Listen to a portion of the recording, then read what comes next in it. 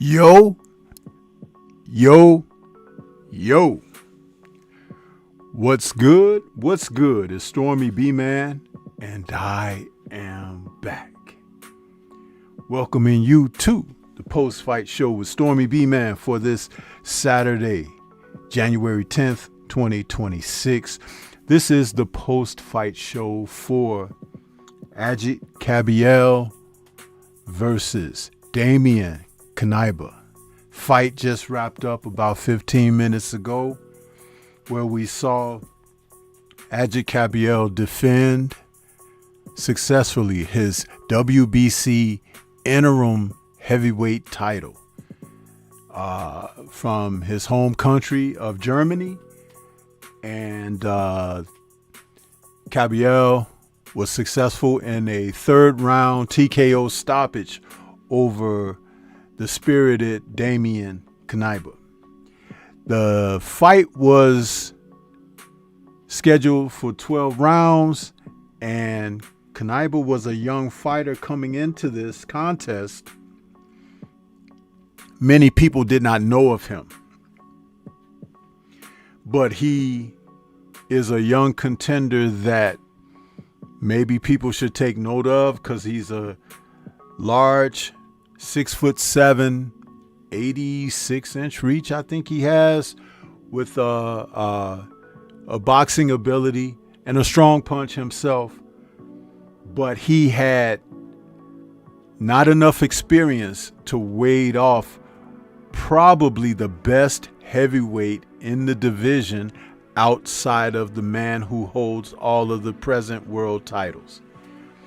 So, with that being said, welcome everybody this afternoon. We're going to talk about this fight a little bit, talk about Kabayel in particular, and what could be on the horizon for him. I did break down videos for this fight. I talked about Kabayel for a while, and some of you have shown no interest in this. But it's interesting that people now are like coming to the post-fight show to hear me talk about the fight and everything. But where were you with the breakdown video? You know, I'm that guy. Yeah, I'm going to call you out on it, because while you always entertaining the information out there about Tank Davis and all of that kind of stuff, and that man is doing nothing but further getting away from the sport, and you are further getting into his personal and private life and business, which has absolutely nothing to do with boxing, which is why you don't hear me say much about him. And so, now you're here. Why? What you here for? What do you want? You don't like to hear what Stormybman has to say. So I kind of question that of you, huh? Yeah, and I have a right to do that, huh? Because this is my platform, huh? And my platform isn't filled with a bunch of garbage. As you may take a look at my setup, I have added the Ring Magazine belt on the floor, along with the other 4 sanctioning body titles. Yeah, because this is what I do, huh? I cover the sport of boxing. This is not a big drama show over here. There's other places that you can go. So, that being said, I'm going to take a quick peek and see who we got in the chat. Folks that like to peep through the blinds and bushes, sometimes they may want to stick their head out, but they don't know they could get it chopped off, huh? Yeah. Because that's how I do things. Anyway, they currently got a behind-the-scenes interview going on with Lawrence Okoli and Tony Yoka, 2 guys who should get in the ring against each other if either one of them want to face Adja Kabayel next. That would be great. But I've got the audio muted, so I'll have to return to this portion of the show because I'm not able to listen to it while I'm doing my live. We got Stephen L. Mack in the building. What's good with you? The real Shelton, Mr. Shelton out there. Del Riv in the building. The Messenger, 215 is out there. Who else we got? Welcome down. Van Houder's out there. Will St. Clair is back with us. Kamara, the Stepping Razor in the building. Let's see. EJ has just popped in, trying to sneak in, but Stormy already saw that you wasn't on time, huh? Yeah, I'm watching.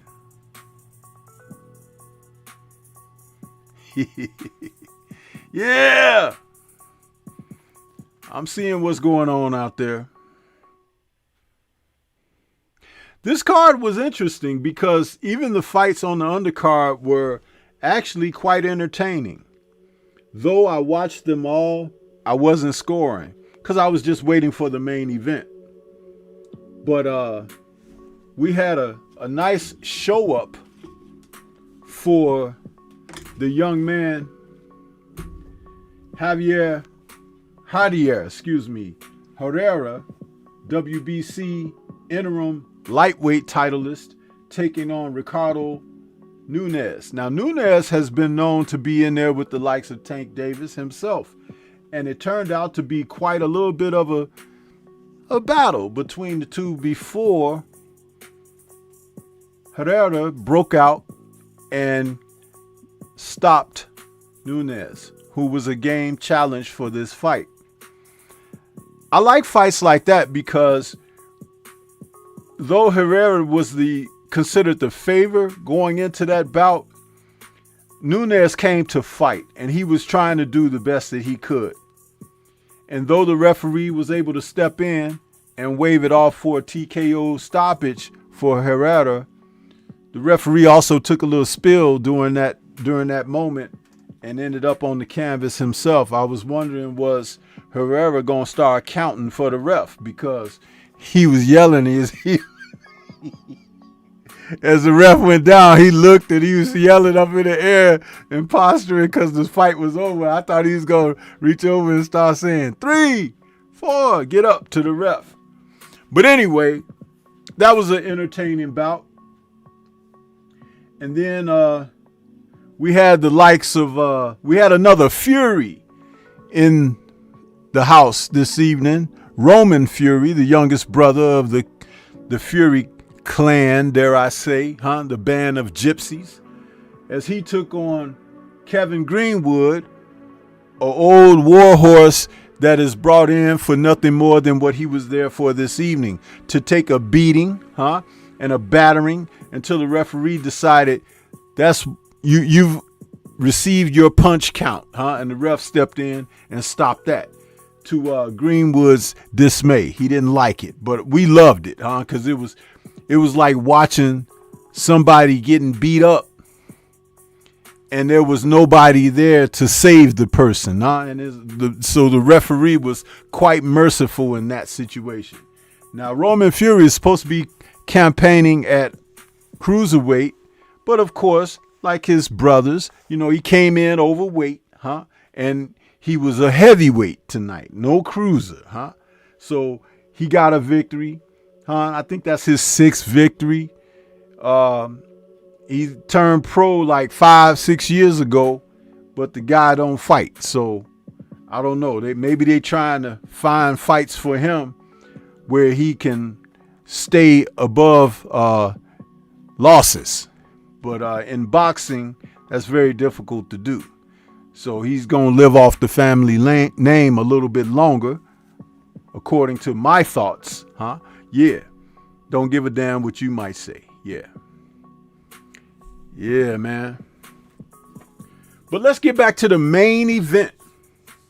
Jamal Davis, I see you over there on Rumble. What's good with you? Appreciate you showing up over there. There's be people over there, but they don't write in the chat. I don't know what that's all about, They don't want to be seen supporting Stormy B-Man. Well, if you don't want to be seen supporting Stormy B-Man won't be seen supporting your ass either, How about that? That's how we gonna do that.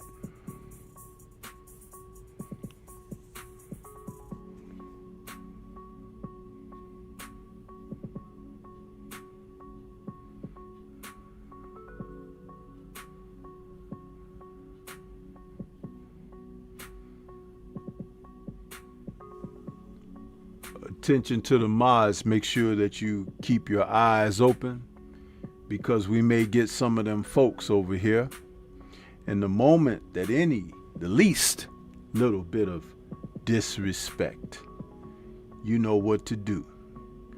Oops, upside they head, Yeah. Anyway, back to what we're talking about. Snoopy Mac, I see you over there on Rumble. Appreciate you. Wbc Kabayel is a fighter who has been prominent in the heavyweight division ever since he was matched up against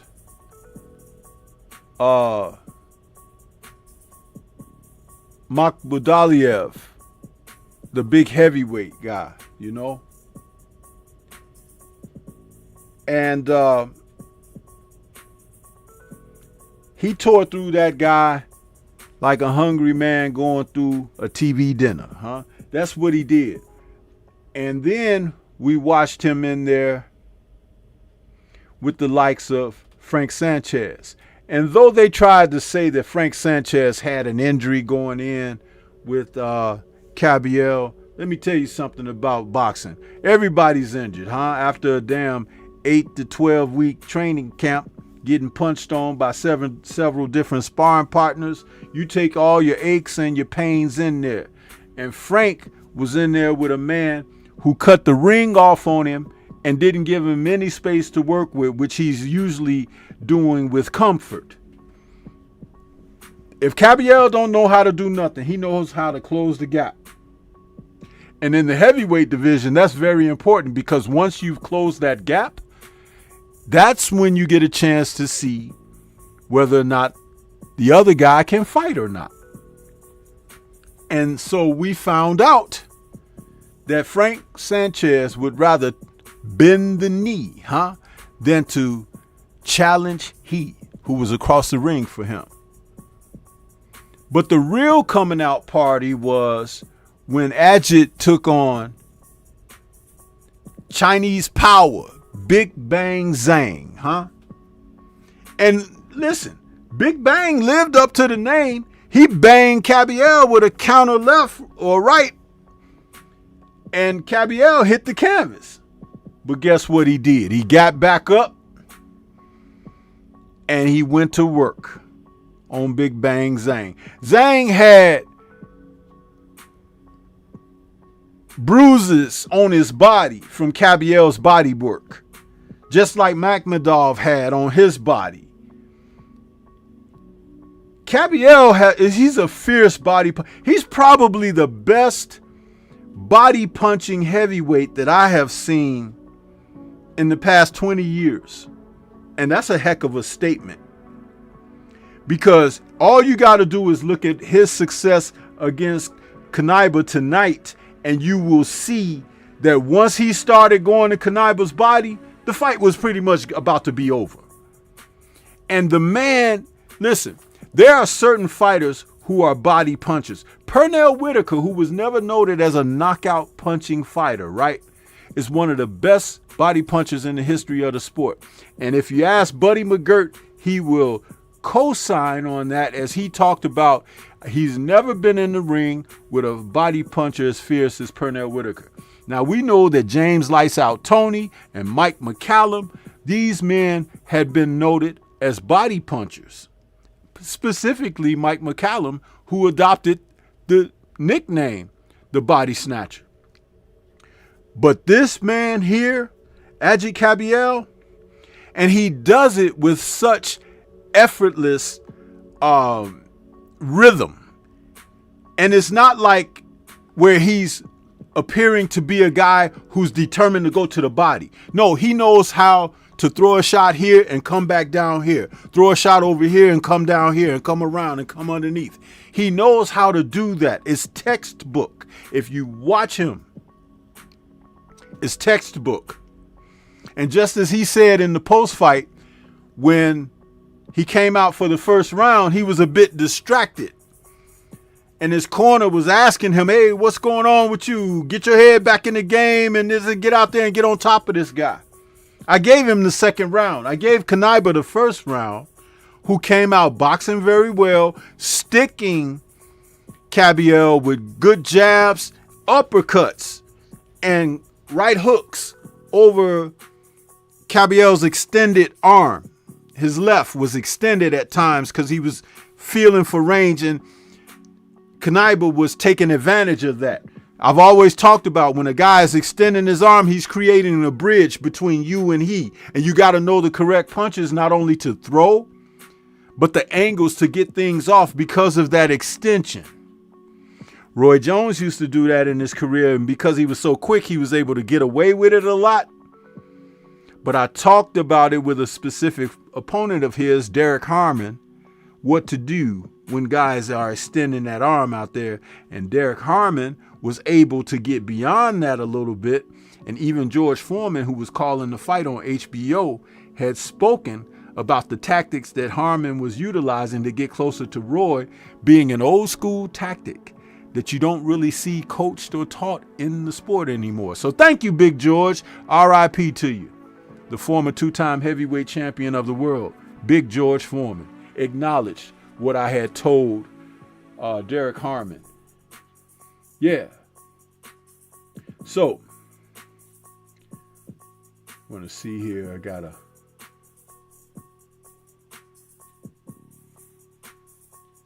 brother EJ is sending cash out donation. We're going to acknowledge that real quick. Let's see here.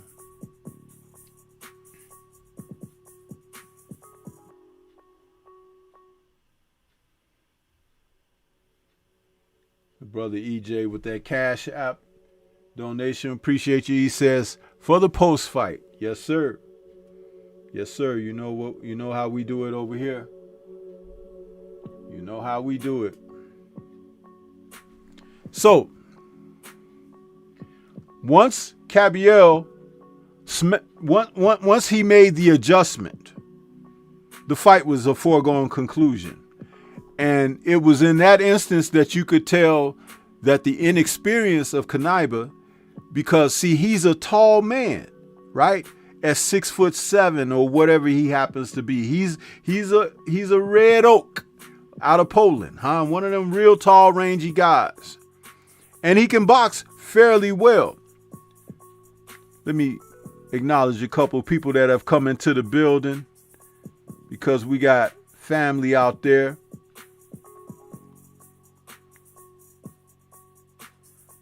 A condo in the building. Snoopy Mac, what's happening with you?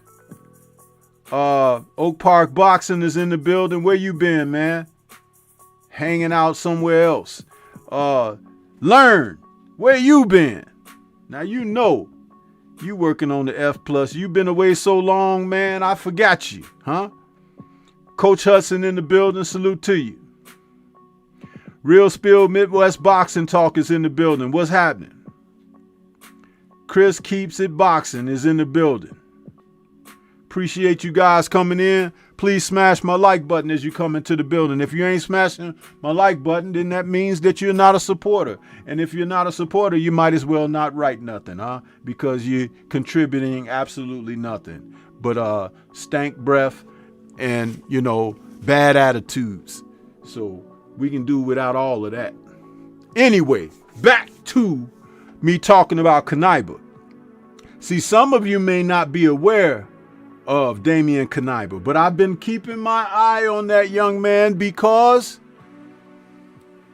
he has the dimensions of Tyson Fury, but he's a better boxer. Now, because he's a big man, he can punch pretty good, but the experience is where he was at a deficit. And Kabayel and his people knew this already going in, so they took total advantage of the situation. Huh? Knyba is a guy, like I said, that 86-inch reach, man, that's a lot. And I think that Tyson Fury has an 86-inch reach as well.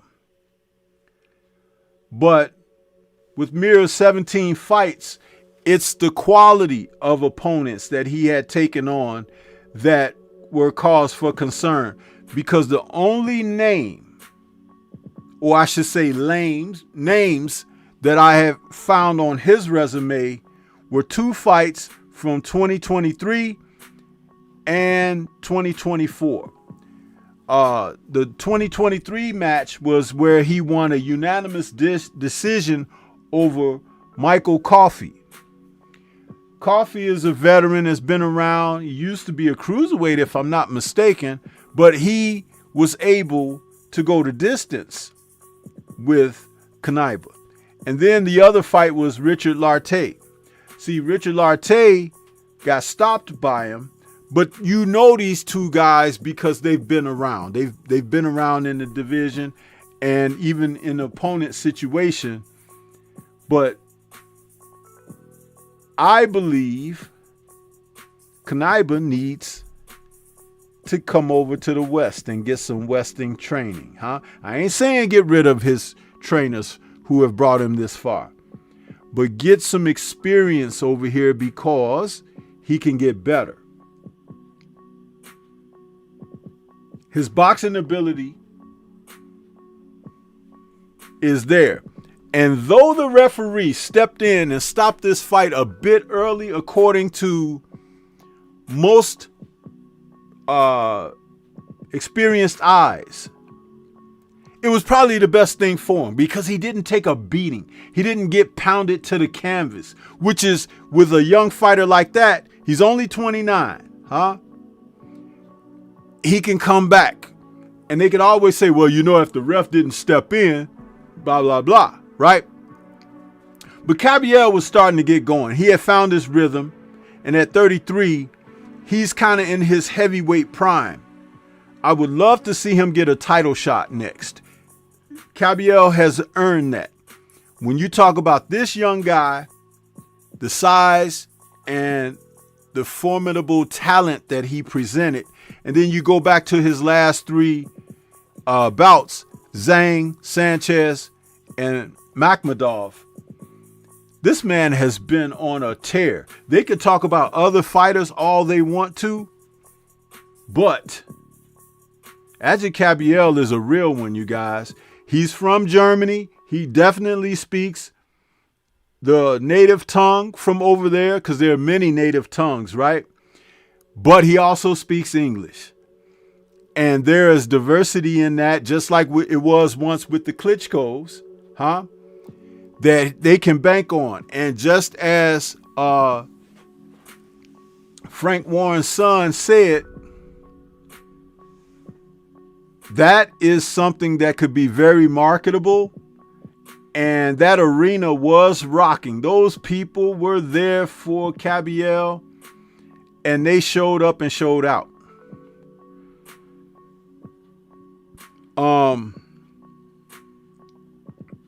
It's something to see, because again, boxing is an international sport. It's global. And just because your favorite guy is all you know doesn't mean that there isn't something going on elsewhere. Again, like I said, with the breakdowns that I do, I should have more eyes on the content because I talk about these men. But you guys be out there loading up for hours and hours on foolishness. There were even people, a part of the family, talking about if Kabayel don't get rid of this guy within a couple of rounds or whatever, Kabayel ain't this and that. No, this kid was good. There is a whole list of fighters who would not have taken this kid on tonight. And some of them may even include the two guys that was on TV just a while ago, Lawrence Okoli and Tony Yoka. Neither one of them would have taken this fight with this kid. And Lawrence Okoli is a former 2-division champion, cruiser and bridgerweight. Even though bridgerweight, whatever. Cruiserweight, former cruiserweight champion. Okoli. Tony Yoka is basically Anthony Joshua light. And because no one invested in him like they did with Anthony Joshua, there's a lot of people don't know about Tony Yoka. But he's presently now being trained by Don Charles, who was ousted by Daniel Dubois and Stan Dubois for reasons that have yet to be understood. But if Yoka is smart, he could listen to the likes of Don Charles, who could get him in a position to be able to challenge at that world level. He did have Olympic experience. I think he fought out of France, if I'm not mistaken. I could be wrong on that. But Yoka is a good fighter, and he could be a lot better than what he's been. But right now, Dazn Kabayel is head and shoulders above all of these guys. He's the one fighter that I think right now could challenge Alexander Usyk and win by stoppage. Bar none, hands down. I think he's that good. I said years ago, maybe it was 2 years ago, when I noticed him, I said, he reminds me of a heavyweight American former Olympian and world WBO title holder, Ray Mercer. Dazn Kabayel reminds me of Ray Mercer. He doesn't fight like Ray Mercer, but he has certain talents and abilities that are similar to what Ray Mercer had. I mean, he's 6'3". Ray Mercer was 6'1". He has a good jab and an 80-inch reach. I believe that Ray Mercer had like a 78-inch reach.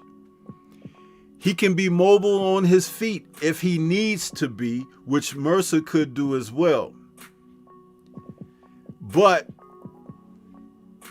he can punch, but his punches are well-placed shots. When Mercer was in shape and at his best, he was very good at placing his shots very well. As he began to get a little full of his success and everything, he would allow himself to get out of shape and not be in the best of shape. The reason that he lost that decision to Lennox Lewis in New York, back on that heavyweight triple header card, he wasn't in the best of shape. I think he came in almost 240 pounds when he should have been about 225. Had he been about 225, he would have defeated Lennox Lewis. And Lewis was concerned in that fight when they went to the scorecards because he had that look of like he had the boo-boo before this decision was announced. And when they called his name, he had a gasp of relief like, yeah! But it should have been Ray Mercer that night. And that's one fighter Lennox didn't want to fight again. Ray had a good jab, courtesy Larry Holmes, who taught him what a jab was when he faced Larry Holmes. He thought that he was going to take that 40-year-old Larry Holmes and just batter him around the ring when they fought one another. And Holmes put the Holmes hammer on him and took his WBO title away from him.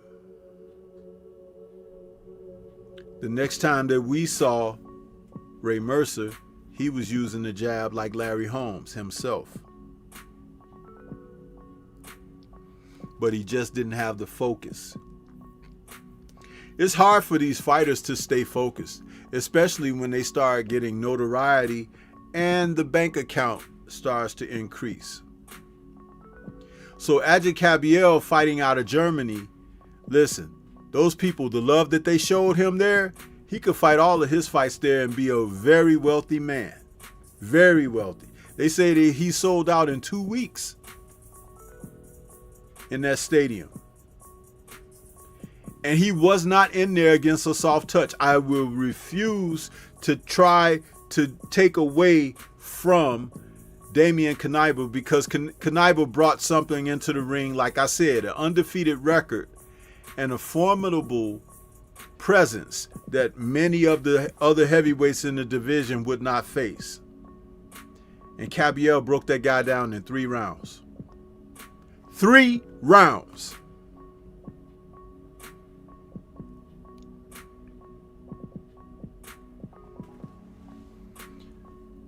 Let me see what you guys are saying in the chat.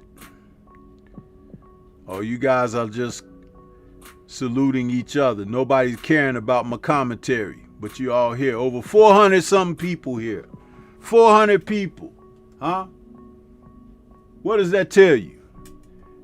Stormy B-Man is talking boxing. Where is 400 at every weekend? Every day that I go live, huh? Tuesday tussle, huh? Friday night chop session. Answering the bell. Where y'all be at? Huh? Perpetrators.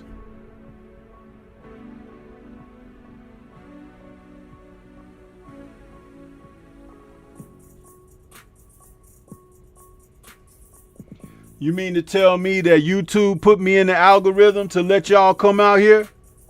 Huh? So they closed the algorithm any other time, huh? Javani 86, what's happening?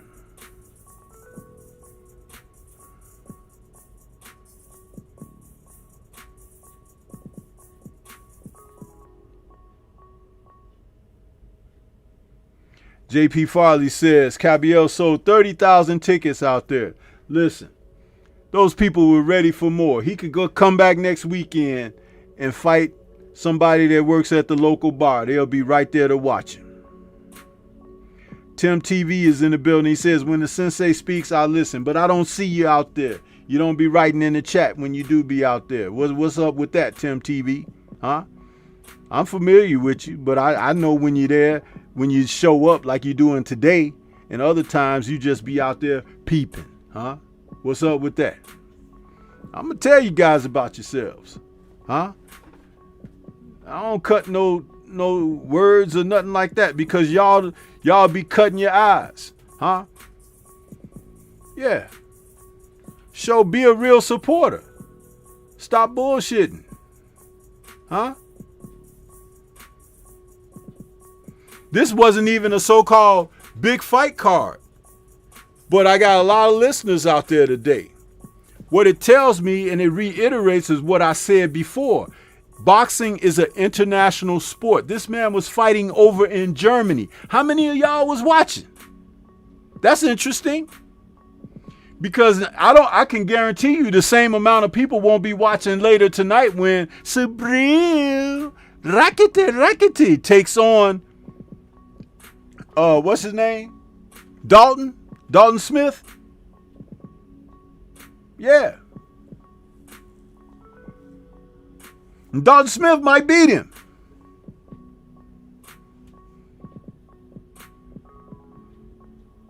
Yeah.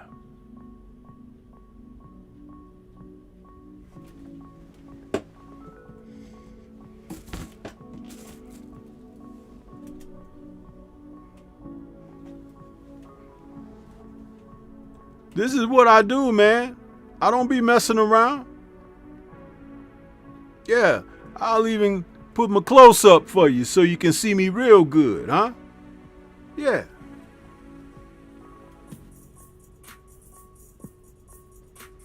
Del Real says Kabayel deserves a Usyk fight. He does. He's been deserving a Usyk fight. Yeah. And I'm going to be frank with you. If he goes through with the Wilder fight, Usyk, and happens to be successful against Wilder, I would expect him to face last Kabayel. But if he goes through the Wilder fight and loses to Wilder, I would expect him to fight Wilder in a rematch. Yeah. That's usually how Alexander Usyk operates. And that's fine. A lot of respect to him for that and being that man. But Kabayel is clearly the best heavyweight out there. They could talk about Moses Atuma all they want to. Moses doesn't go 6 rounds with this guy. No. No. No. No. See, I don't see what they see, you know. All that, oh, he's the future of the division. He hasn't even gone rounds yet in contested bouts. I got a feeling that he may not be the strongest guy mentally. Talent, bar none. But it's the psychological aspect of boxing that I would be concerned about Atuma.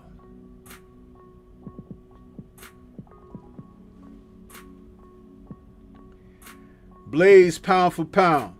Get the hell out of here with that kind of talk, bro. You come in late, and again, like Drew Titan says, check the temperature of the room before you come in here.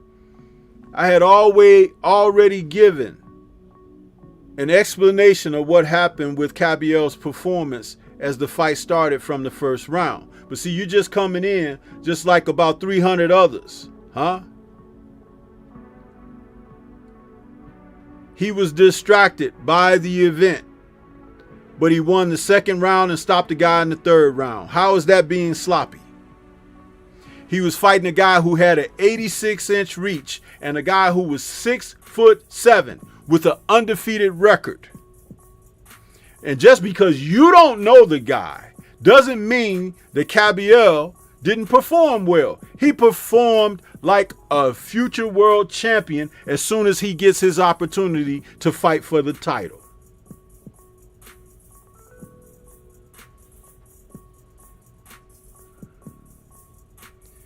There was no sloppiness in any of that. He wore that boy down. And in boxing, you're going to get hit especially when you engage. Huh?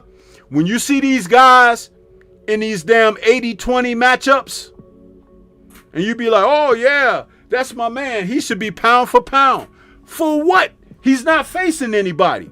He's fighting a bunch of corpses, huh? Guys who ain't got arms, huh? Guys who were like nobodies. I just said how many times, chat, that Knyba is a fighter that many of the guys in the top 10 would not even face. I said it clearly and repeatedly. I said he has the dimensions of Tyson Fury, which you know that's a difficult situation to begin with. He has 10 times the mobility of Tyson Fury because he's not knock-kneed and slew-footed like Tyson Fury. Huh? How about that? Plus, he can box, and he punches harder than Tyson Fury. A threat at 29 years of age.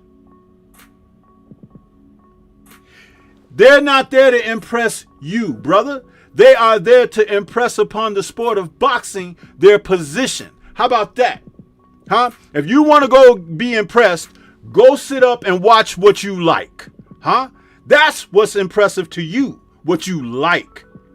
I love the sport of boxing, which is why I did breakdown videos on these guys and other people that you don't even watch, because I love the sport. If you look at my facing page, I'm talking about everybody. I'm talking about the women. I'm talking about the young guys. I'm talking about the veterans. I'm talking about the comebackers. Huh? I ain't talking about the duckers. And if I do say something about the duckers, you can go right over to my Patreon, but you got to sign up for it first. Huh? And get the real lowdown on the duckers. Huh? The guys that you get offended that we talk about. Huh? In an appropriate manner. That's must-see TV over there. You got to pay for it, though. Yeah. How about that?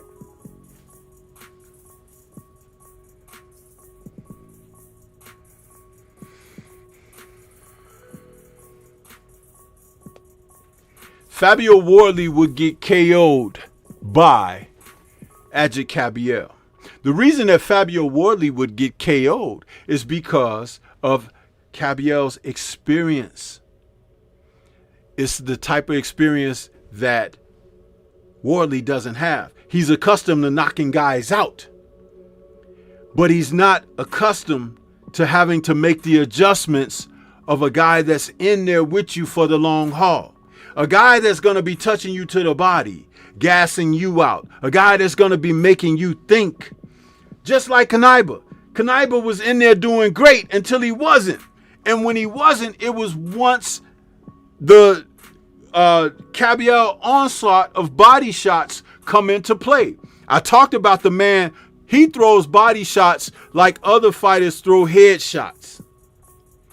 It's just a part of what he does. A rhythmic pop, pop, pop, bam. And he comes up top, he comes over. He's got a huge overhand right for tall guys. And that's what got Knyba in trouble, because in the first round, those right hands was missing. In the second round, they started landing a little bit. In the third round, they were about to put him out for the count. But it was the body shots that set it all up.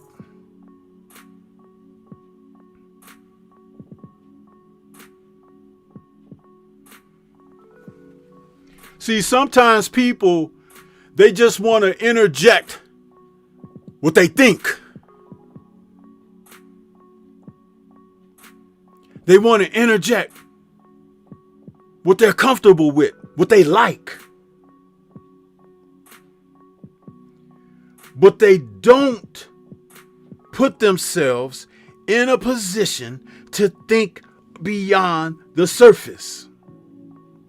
Which is why a lot of boxing talk is full of shit out here. A lot of it. Because you have to have the wherewithal to understand the depths of the onion of boxing. And when you get ready to do that, you know how you peel an onion and it can make your eyes teary and you get to the essence of things, boxing is similar. Why do you think on my Tuesday Tussle, I talk about that? The boxing being an onion that when you break it down and you say, wow. Because a guy has ability, because he has reach and height, he might have power, he might have speed, he might have athleticism. But guess what? When you turn those pages in the sport of boxing and the guy doesn't have heart, ambition, drive, incentive, gumption, gameness, objectivity, he washes out. Do you know how many fighters who have had potential never made it to the mountaintop? Never made it. Because it was some of those intangibles that y'all don't pay attention to that they didn't exhibit. They didn't have that. Some of these guys of today, and their names are prominent in the sport today, y'all thinking they ain't even been tested, bro. They ain't been tested. This fight that's coming up at the end of the month between Shakur Stevenson and Teofimo Lopez is a test for both guys. And it's the type of test that they need to have. That's why for those of you who say, man, Shakur is going to smoke this guy or whatever. And there are others that say, hey, man, I don't know. Teofimo, he might surprise him. You know, there's a split there. But the fact of the matter is, they should be fighting each other. And not only should they be fighting each other, they should be fighting Devin Haney. They should be fighting Tank Davis. They should be fighting whomever else is prominent. Frank Martin, Abdullah Mason. These guys should be fighting. Look at how many years that they've been circling around each other. But yet and still fighting 80-20 matchups. And getting paid for it.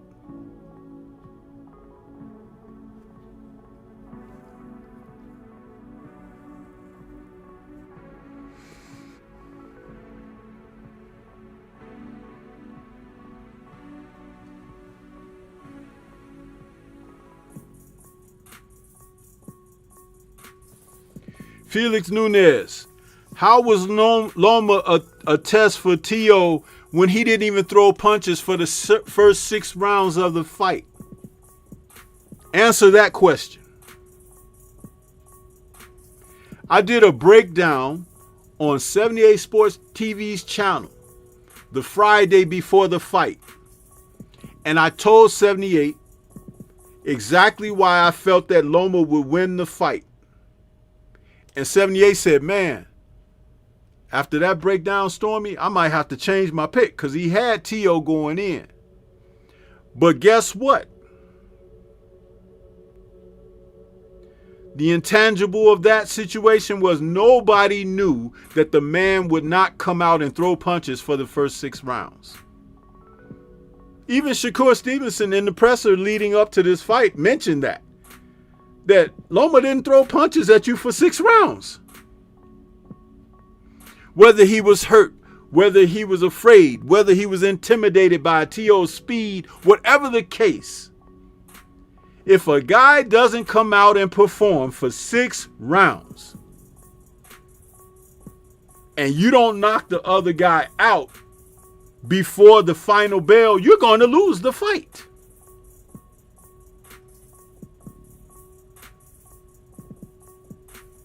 So no, that was not a test. And Loma didn't want to run it back. So that tells me all I need to know about Loma. He didn't want to run it back against T.O. He didn't want to run it back against Devin. He didn't want to run it back against Orlando Salido. He is a guy that's a front runner. A front runner. But he had the media and everything all fawning over him because he's got Caucasian colored skin. I haven't seen anything like this since Muhammad Ali, is what Bob Arum said. Muhammad Ali didn't lose his second professional fight. This guy is pound for pound better than both you, Andre Ward, and Terrence Crawford with 13 fights. 13 fights. Ward had 20-something fights. Bud Crawford now has retired with, 41 fights and is undefeated. And so, how in the world is Lomachenko better than those two men? The past two pound for pounds over the past 15 years. Loma got so many shoes up his ass, he need to open up a shoe store. From other fighters putting their foot in his ass. So no, he wasn't a test.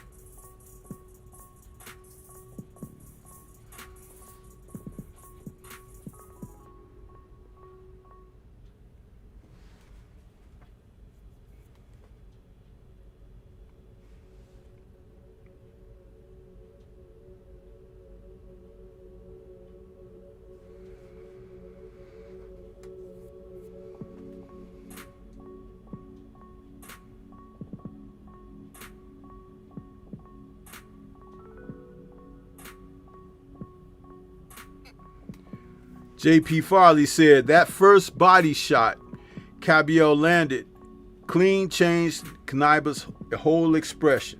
You think it didn't?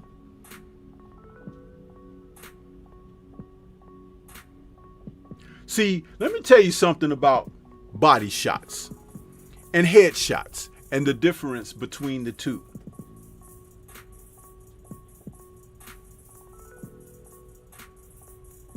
In the NBA, a dunk is what type of percentage shot, you guys? What type of percentage shot is a dunk?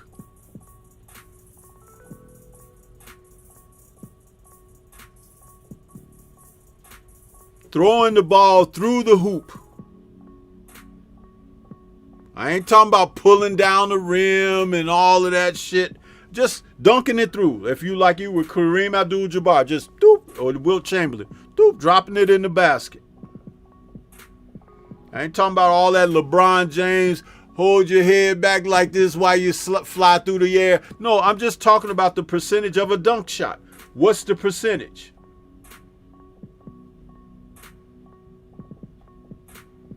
EJ says 80% shot. The Messenger 215 says high percentage. Javani says high percentage. Okay, well check this out. If you can shoot 60% from the floor from 15 to 20 feet out from the basket, 60%, isn't that a pretty damn high percentage shot?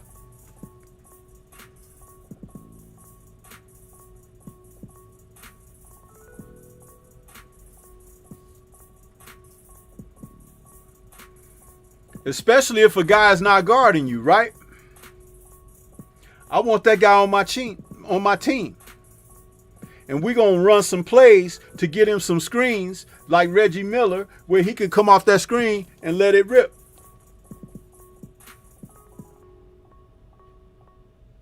Now, all things being considered, every once in a while, you're going to get that dunk shot. But I want that guy that can shoot 60% or more from the field on my team. He has value. Almost all of those guys who are over 6'3" can dunk the ball, right? Some who are under 6 feet can dunk the ball.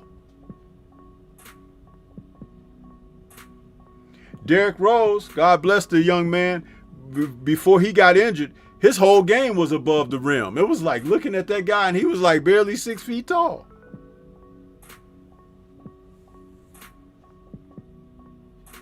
The reason I mention that is because I want you guys to understand when you talk about a fighter like Kabayel, body punching, even Teddy Atlas used to say, you got to make a deposit in the basement. Huh? You got to make a deposit in the basement, going to the body.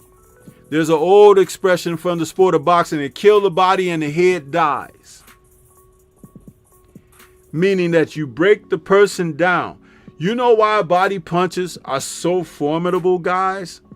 Because your major organs are in the cradle of your torso. Lungs, heart, just beneath, kidneys, liver, huh?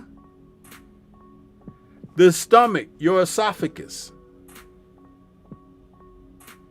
And then you have a centerpiece there called the solar plexus that if you ever get hit there, it's over.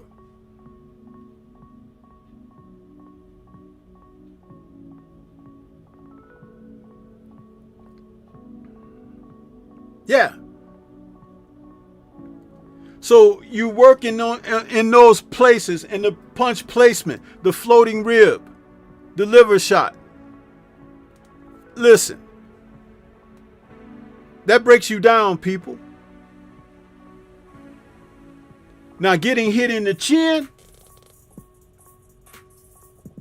There are some people, you ever heard of the term hard-headed? Hard-headed. Where the hell you think that term comes from?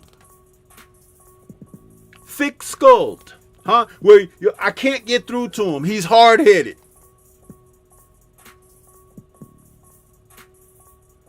In boxing, there are hard heads. You can break your hand on someone's head. The skull. And so when you have a circumstance like that, you done hit him with your best. And he just blink his eyes and keep coming. He doesn't even know that he's iron-chinned or whatever. But what happens in that instance is a person becomes somewhat reliant and conceding to the fact, I know I'm going to get hit, so I condition myself to brace myself for the shot or whatever. But usually it's the shot that you don't see that can get you out of there. But that requires work. Jabbing, hooking off the jab, throwing punches from underneath, coming up over the top, coming out in combinations, finishing up with something with a little bit more mustard on it at the end. All of that.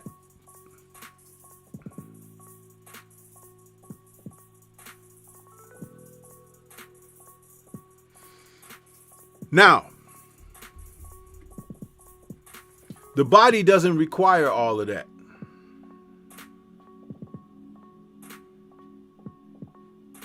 And the old expression, fatigue makes cowards out of men.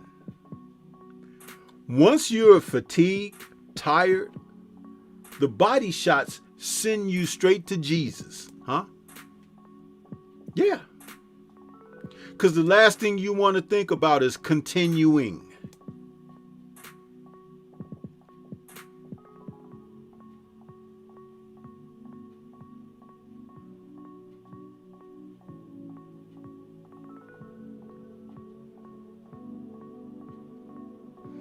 I say this because I want you guys to understand why a fighter like Wbc Kabayel is one to watch. You can't go on the inside with him because he's going to get the best of you on the inside. You can't box him at mid-range if you're going to let him get off those jabs and those looping right hands and body shots off of the other punches.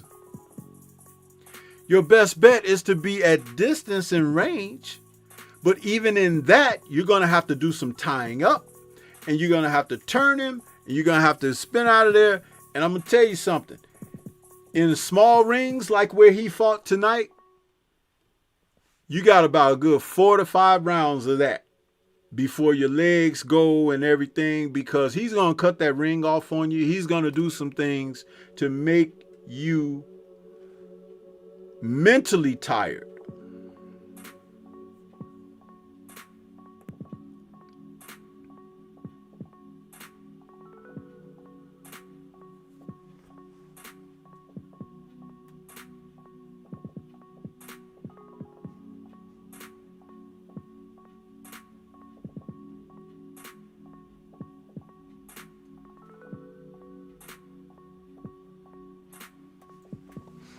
So yeah, it makes a difference when you punch into the body and punch into the head.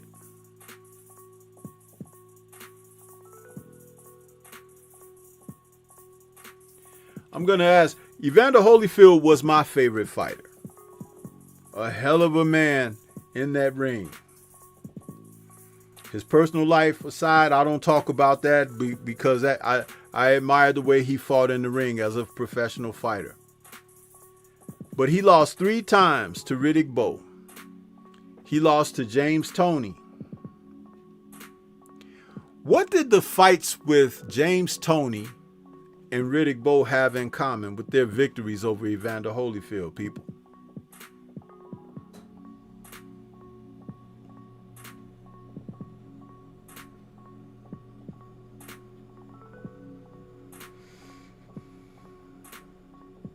Lost 2 times to Riddick Bowe. I'm sorry, not 3. He fought him 3 times. He fought him in a trilogy, but he lost twice to Riddick Bowe, and he once lost to James Toney.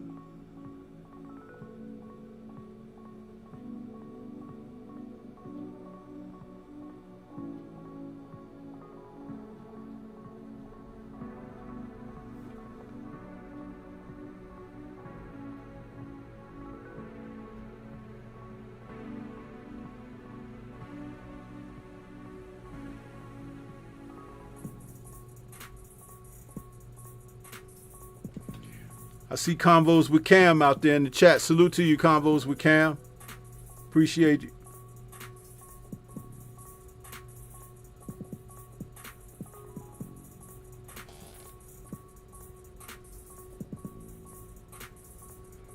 Freedom's March in the building. What's happening with you? I see you out there.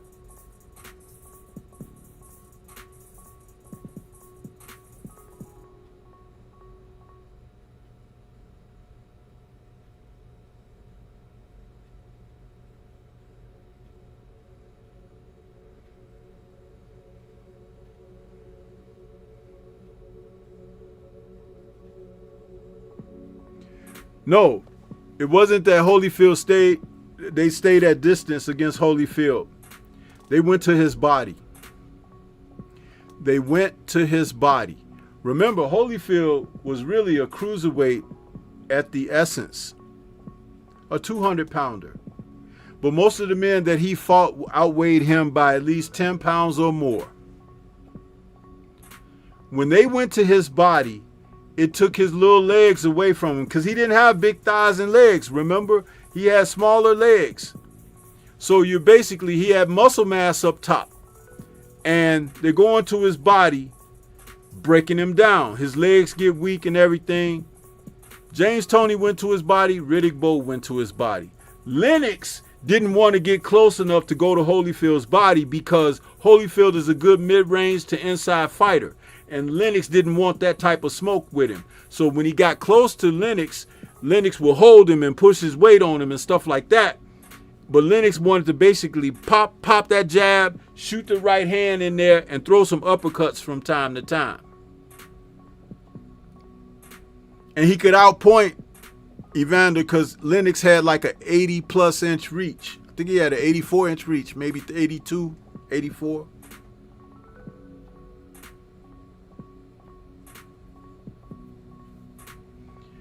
Yeah, Kondo, I appreciate you for being over there on Rumble, man. Thank you so much for joining us over there.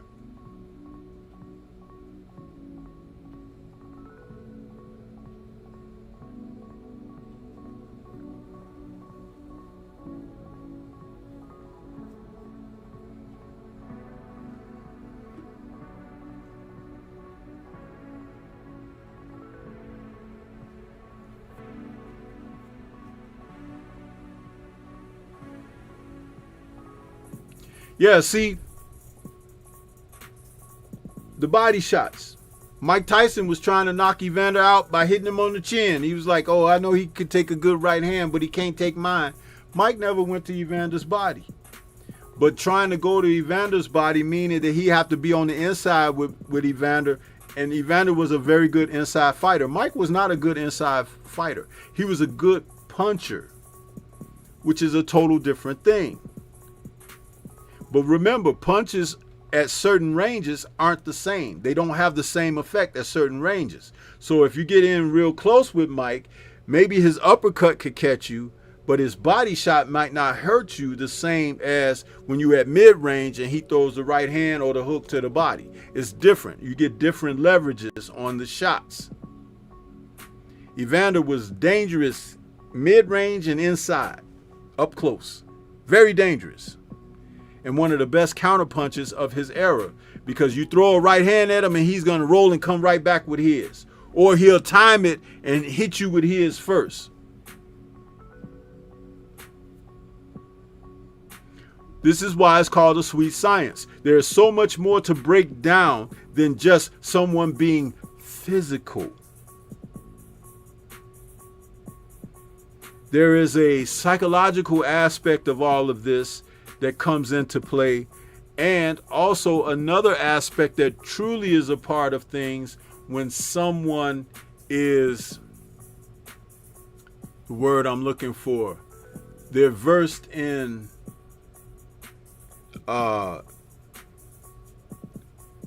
asserting what they do well.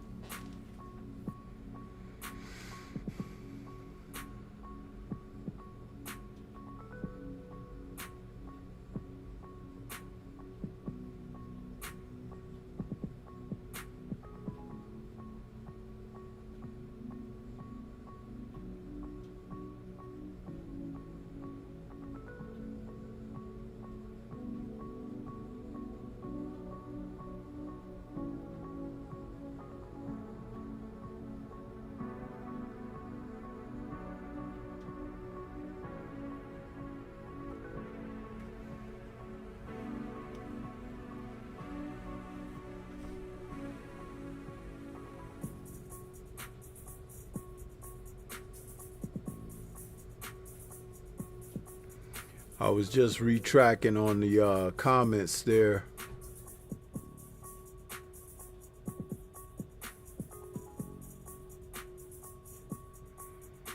Over 700 views to this show. 700. And I've told no lies during this broadcast. You see? No lies.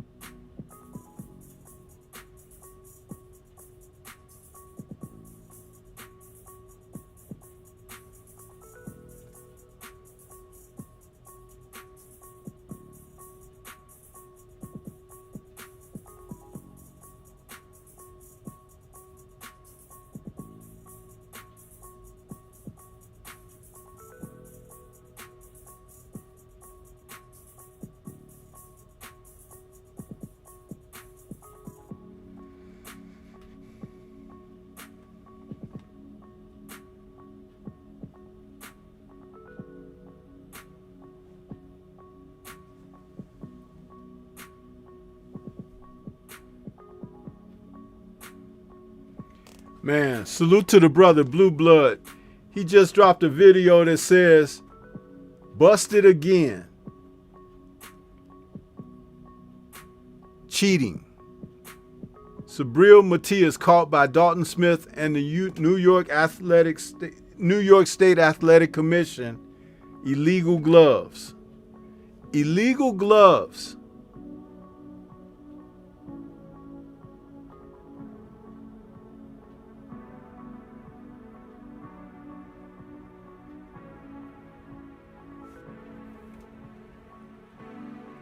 See, I keep talking about this stuff, man.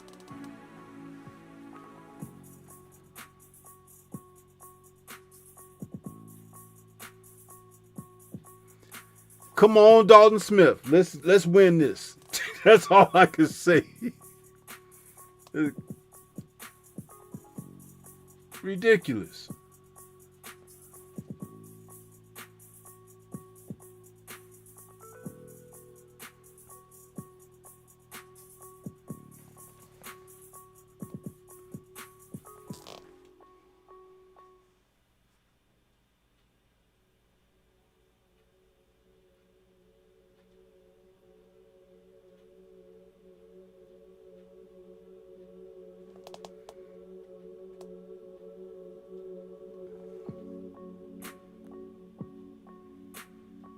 Yeah, Jamal Davis, they can't even press the like button.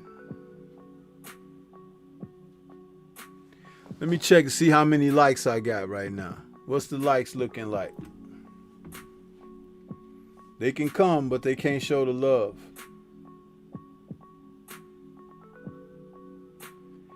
You gotta be kidding me, man. You gotta be kidding me. Is this real? These likes? These likes. One of my family in the chat, please write the number of likes in the chat.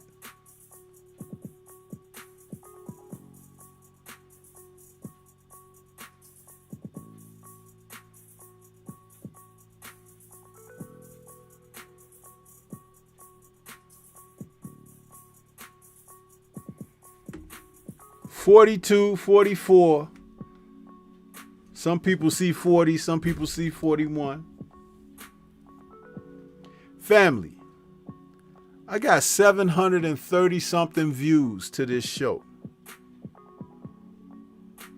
730 something views.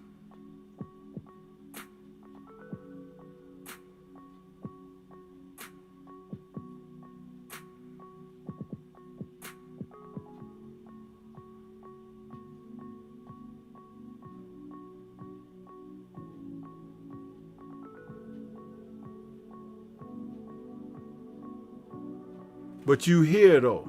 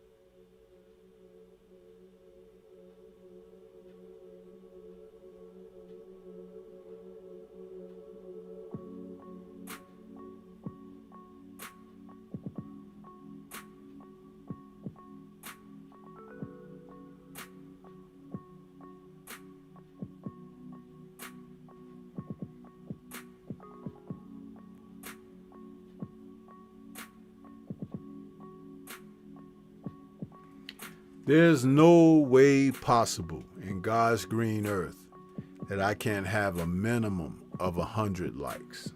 No way. No way.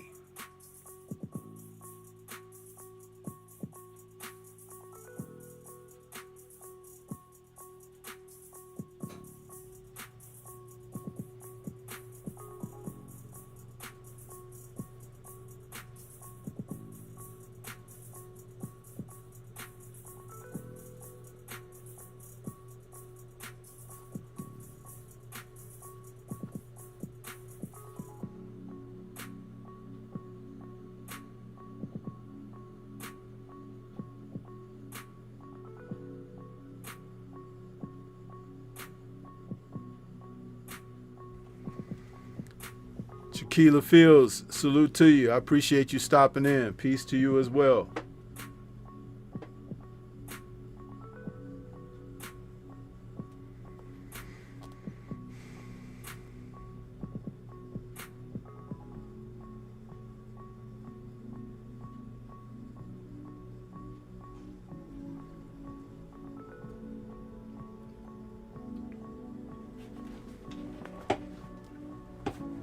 It's freaking ridiculous, man.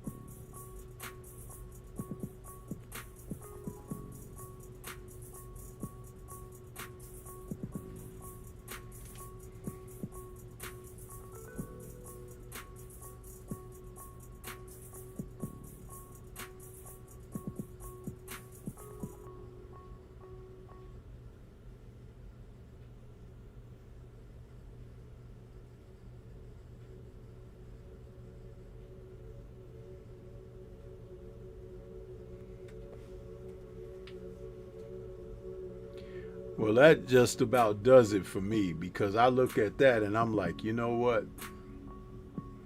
And even the people that supposedly support me and whatever, how many times have I said, you know, share the content, you know, hit the like button, whatever. This is just, it is what it is. And it's not pleasant. And it's disgusting.